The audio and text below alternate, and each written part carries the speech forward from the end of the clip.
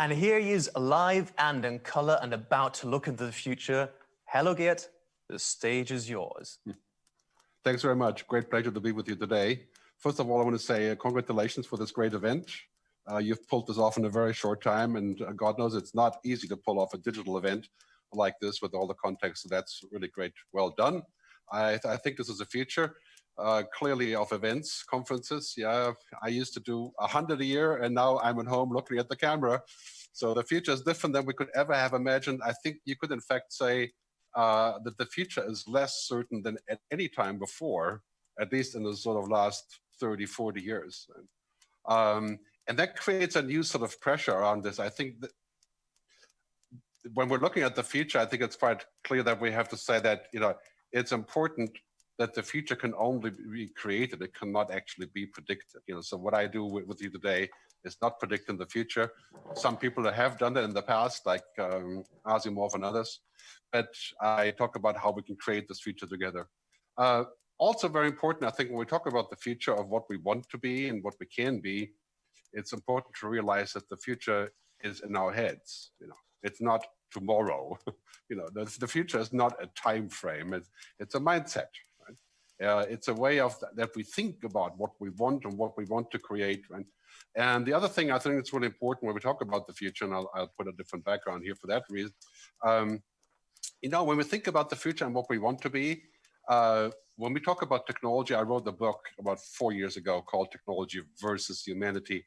And really what the title should have been is Technology with Humanity, or Humanity on top of technology. But it's important to realize, the last 4 years have been a tremendous boom in technology. And especially the last couple of weeks, months, of course, technology comes out as the winner from the COVID-19 crisis. And to that, I want to say that technology can do great things, but it does not want to do great things. It doesn't want to do anything. I'm paraphrasing Tim Cook, CEO of Apple, about half a year ago at the European Commission, when he talked about what technology is. Let's keep this in mind, right? Technology can do great things, but somebody has to decide what those great things are. Right? It's not going to be as easy as saying, well, technology will fix all our problems. I think that's kind of a far-fetched thing. Let me start here with Milton Friedman. He said, only a crisis, real or perceived, and ours is real, right, produces real change. And when that change occurs, it's important what kind of ideas are lying around. And God knows we're in a crisis, right? We're in a global crisis. This crisis is also a gigantic opportunity, as are most crises, of course, are opportunities. Right? But in terms of what we're going to be doing in our future, I mean, think about tourism, think about traveling, think about all of the things that we have looked at in the past. I mean, it's quite clear that we need to have the right kind of ideas lying around. I'll talk about that and why I think technology and humanity is such a key topic. Many of us are looking at the world like this now, right? Everything is digital. We're going online. We're meeting everyone through this lens here, rather than going in person, where we're keeping our distance physically, but digitally we are connecting. We're hyper-connected. We're moving to the world of 5G. Everything is about data. The data companies are the oil companies. I'll talk more about that in a little while. And this brings up all kinds of responsibilities, right? It brings up all kinds of ideas about, how we're going to be connecting and how much connection do we need, right? Is there such a thing as too much data, right? Is there such a thing as being over-connected? And, I sometimes say basically that, we're looking at this future saying everything is going to be connected. That's great. But I think being too much connected, being over-connected can be just as bad as being disconnected. Right? I talked about this in my book when I talk about digital obesity, how we're getting physically and mentally fat, so to speak, from having too much connection and having too much input from data. I think in the end, humans are not machines. Many people would argue that point. You'd be surprised. So data is one thing that we use a lot of, but we don't really decide our lives based on data. I mean, you don't marry your husband or your wife because of some data stream or efficiency or optimized outcome or so. This is completely different. Our world is not like this. It's not just zeros and ones. And this is the important part about humans. We are not binary. It's not just yes or no. Humans are maybe, and we change our mind, we make mistakes, we go in between the zeros and ones. That's very difficult for a computer to do. And I think we have to be very careful about this concept that I call reductionism, that everything is about quantifiable data. I mean, it's really interesting. There's a great book from Stuart Russell, who is the master of AI teaching and great guy at UC Berkeley. His latest book, it's called Human Compatible. He talks about artificial intelligence. And one point that he makes is that a lot of machines don't understand context. They have absolute zeros or ones. So when you tell the AI or a robot to get you a coffee, it does not know that you mean you'd like a coffee if possible, but you don't want a coffee, going over dead bodies if you have to be, right? There are other priorities, there are context. I think this is very, very important that we don't take the path towards dehumanization just because data is so cruel. And we can see that in so many aspects of our lives, data running things, and especially now during the COVID crisis, surveillance data is everything. Right? Tracking, tracing, is security more important than freedom? Well, that's not an absolute question. I'll talk more about that shortly, but clearly that's something we got to think about. When we think about our future heading this way, machines are going to get smart. I mean, artificial intelligence is neither artificial nor is it really intelligent yet. But in the near future, we can count on machines being able to do things that we used to do. And that goes pretty much for any routine, anything with logic, anything with facts, whether it's a call center or translation or driving a car, even flying an airplane. Machines will be able to do anything that's total routine. And of course, many jobs aren't total routine, but we'll talk about that again later. But it's really quite clear when artificial intelligence, AI, meets HI, human intelligence, I think business as usual is over.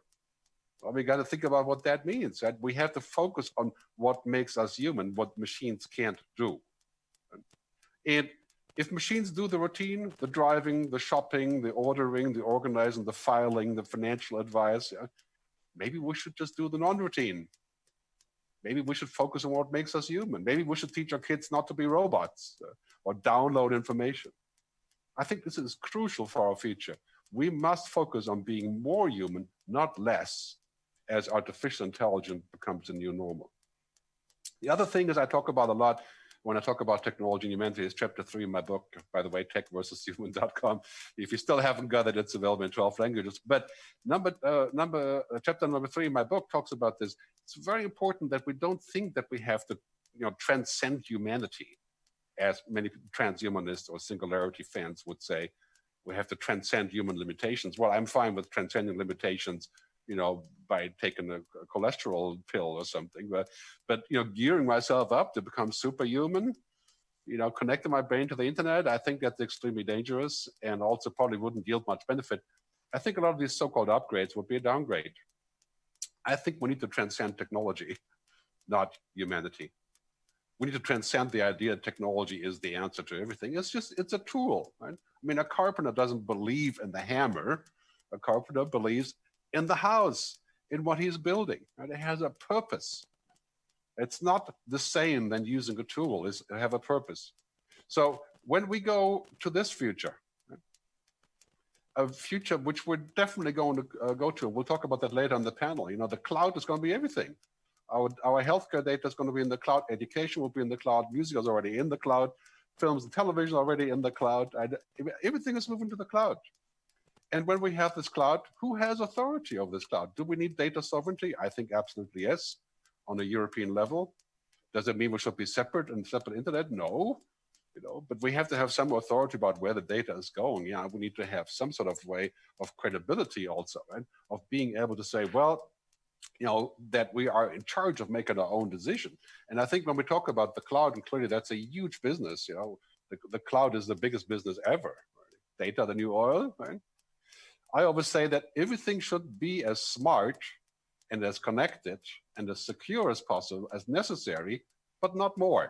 Riffing off Einstein, of course, right?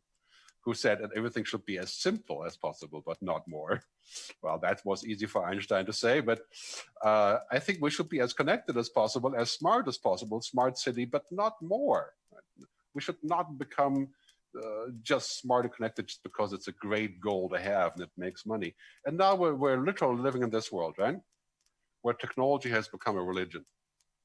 And I'm a great admirer of that myself. I love my mobile phones and my computers, but let's think about this for a second, right? When we think about the world like this or like this, it's all about data. It's called dataism. Right?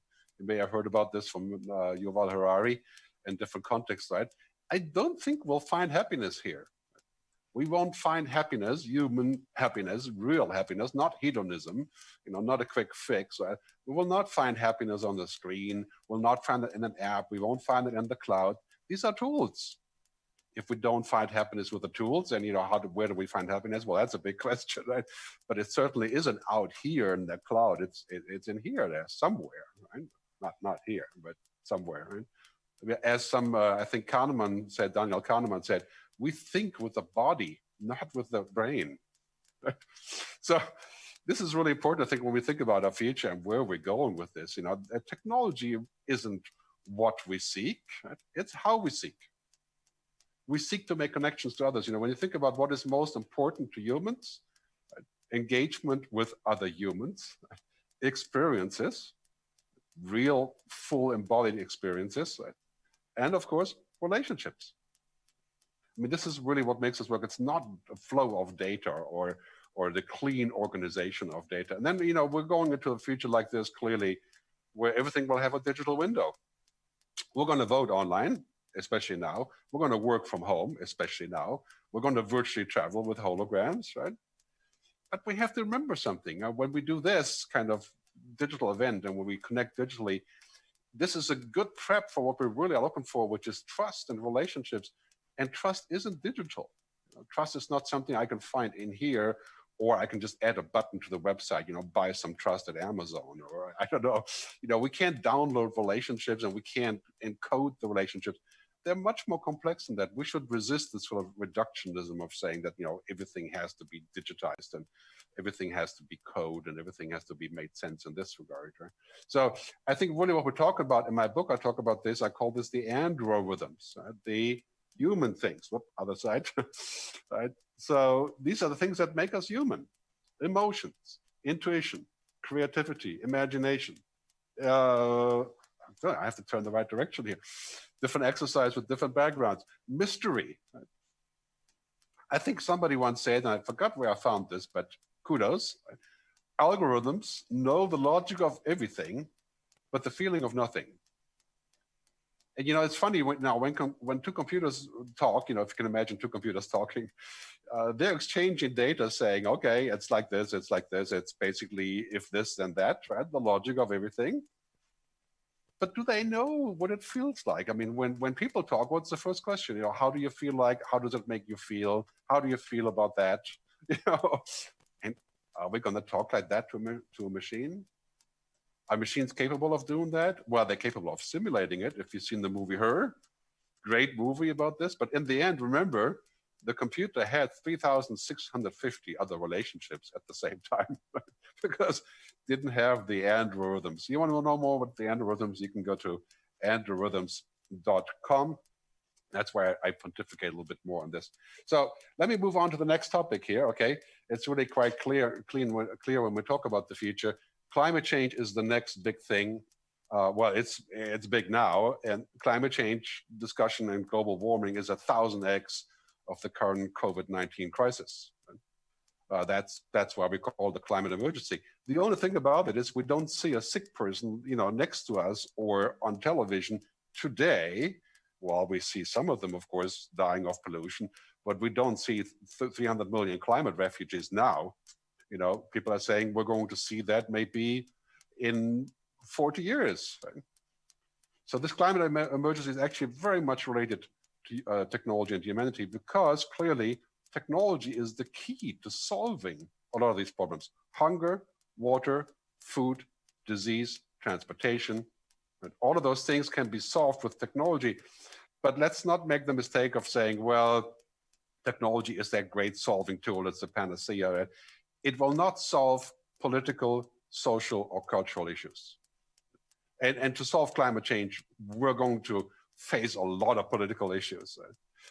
My hope is that because of COVID-19 and the current crisis, we can find a way to use this example of having to deal with emergency situations and roll that over into climate change and discuss what we really need to address it. I mean, clearly, this is going to be a major challenge for all of us, and we have to tackle it now. And this is why I believe, for example, that we should put carbon tax ideas into bailout scenarios for airlines and cruise ships and so on, right? Because the next thing that we're facing after climate emergency, and it sounds kind of like a dreary outlook, but it's not, I'll explain shortly, is the human emergency. Everything is being watched, everything is being monitored. We overdo technology, and we use technology like a drug or like a religion or both, even worse. And I call this too much of a good thing. Just like we've used fossil fuel to pump our entire economy in the last 50 years. So the second thing we're facing is the human emergency. I think it's very important to us if we think about this idea of how we can put the human back in the center of technology, rather than us being the object of technology. For example, social media is one of those things. Social media is clearly a human emergency. We have replaced real media with real people, with an algorithm, with unreal people, to create a fake reality. This is why I left Facebook 2 years ago, pretty much 2 years ago now, because I just couldn't see being part of that anymore. Right? That creates a human emergency. Right? And so I think if we look in this direction, let me advance to the important topic of the day here, security and safety. We have countries like Israel and Singapore and others who are in some ways using the COVID-19 opportunity to create a complete surveillance state. And of course, that's happened by default in other countries, but we have to be very careful about this. Right? I call this corona washing, and it's been used many times in the media now, is by saying, well, we're doing this because of corona. We have to be able to track people. We have to be able to look at people. We have to be able to trace people. We have to, yeah, okay, emergency, yes. But you know what happens with emergency regulation? Look at America, the US, after September 11th. The FISA courts, the Patriot Act, that became the new normal and still is normal. And it is entirely normal to be in an emergency situation. That's not good. Right?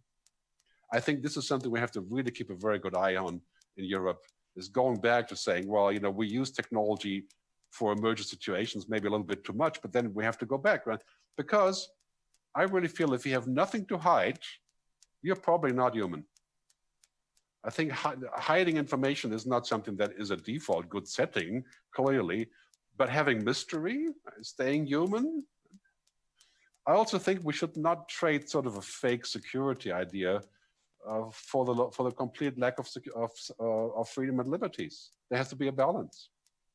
There is no such thing as 100% liberty or freedom in our society, but the reverse also shouldn't be true in my view. We shouldn't pretend that we get 100% security by essentially building a digital cage for us. And so I think emergency measures should not become the new normal. We should think about accountability and responsibility. And that's why I look forward to our discussion later with Mrs. Vestager from the European Commission about how we can go about this to create ethics in technology, what are called digital ethics, to have a supervision process in place that goes beyond this, because I really think we're moving into this world, right? I call this the new Renaissance. We move out of the picture a little bit. And here's I call this the Neoluvian Man. It's like the Vitruvian Man, but it's basically saying, well, in the 1500s, Leonardo da Vinci, right? Now we have all this technology around us, and we're going to need to find out what is our spot.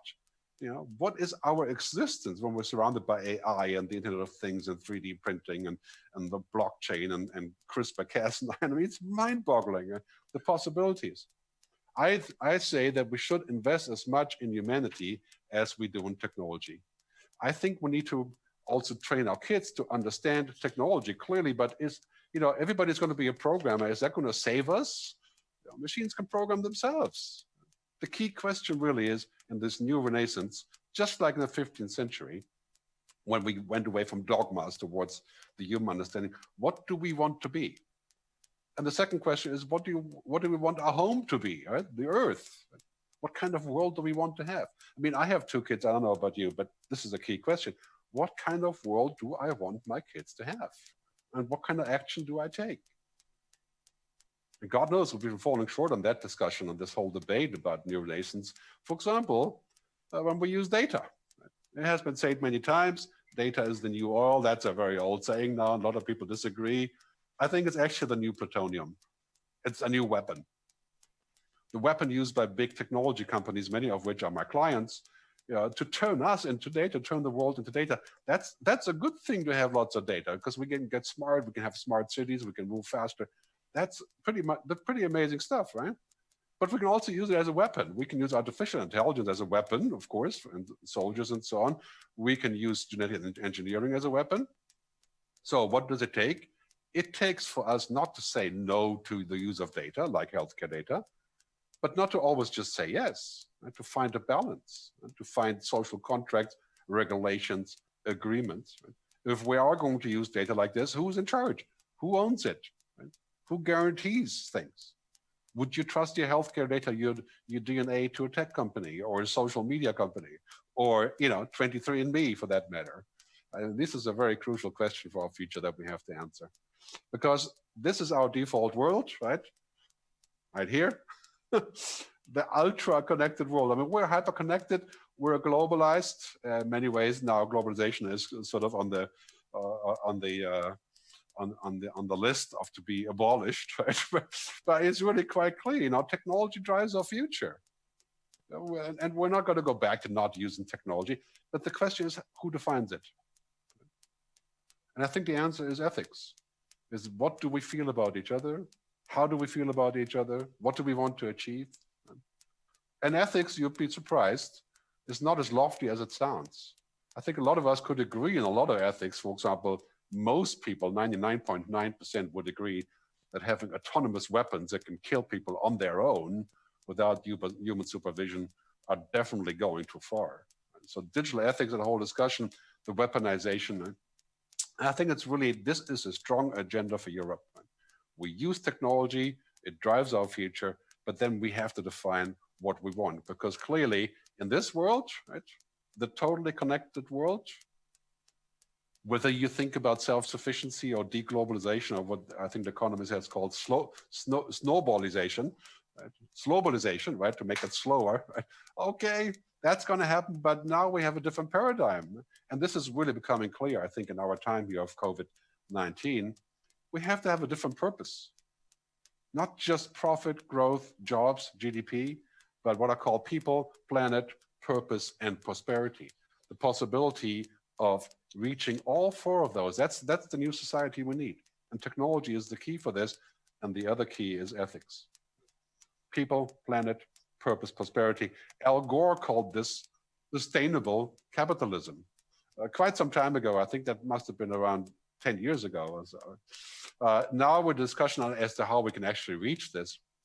Here is the Neuralace from Elon Musk. You may have seen this already on the internet before, where he's actually proposing to drill tiny holes into your head.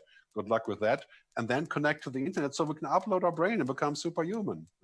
And now he's basically suggesting this as a way of gearing up. Right? And as much as I like Elon's other things and his brightness, I think this has taken it a step too far.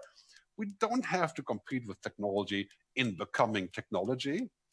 We have to keep our players by becoming more human, right? As I said before, technology is not what we seek. We don't seek to become technology. At least I don't. And of course, if you do, that's a different discussion. And how can we get those two things across at the same time? So let me move towards a close on this, and very soon we're going to have some questions and debates. Right? This world is hyper-connected. Euro is hyper-connected. That is the key for us. I mean, I think the challenge is that the more we connect, we also must protect. We connect with each other, we connect with data, but we must protect what makes us human. And what makes us human? The algorithms, right? So emotions, mysteries, mistakes, serendipity, discovery, the things that machines can't do. And I think this is really also the important point about what we need to do in Europe here. We need to collaborate, and we need to have solidarity with each other so that we can protect our idea of how we want to live in the future. And this brings me to my final point about Europe, right? A lot of people have talked about this. I'm sure we'll talk about it in the debate. Are we going to end up with the United States of Europe after or during the crisis, or will it be the opposite, right? A disintegration of Europe. This is a very important discussion, also because of technology and humanity, because we need to make sure that Europe has a power position in the world that rivals the US and China, and not be disintegrated all over the place, right? I think the idea of United States of Europe is being put through a great test right now, primarily because of the solidarity between the North and the South and the East and the West.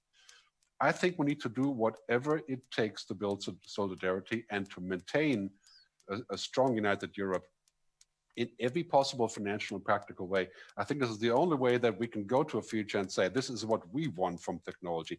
This is how we want to regulate AI or AGI, artificial general intelligence. And this is how we want to proceed into a future that we want. And this, of course, is a very, very big task for the European Commission, but also for local governments, for national governments, for every mayor. And this is why I have suggested in the past that every politician, every public official should have a driver's license for the future, should understand what's coming.